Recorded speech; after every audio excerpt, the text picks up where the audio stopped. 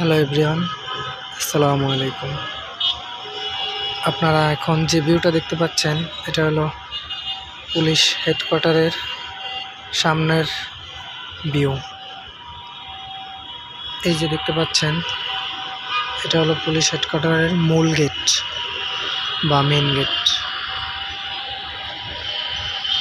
আর ওইটা দেখতে পাচ্ছেন নগর ভবনের মেন গেট। বর্তমানে আমি আছি পুলিশ হেডকোয়ার্টারের 21 তলার ছাদে। এখান থেকে ক্যামেরা চারপাশে ঘুরালে মনে হয় যে পুরো ঢাকাটা আমার চোখের সামনেই দেখা যাচ্ছে।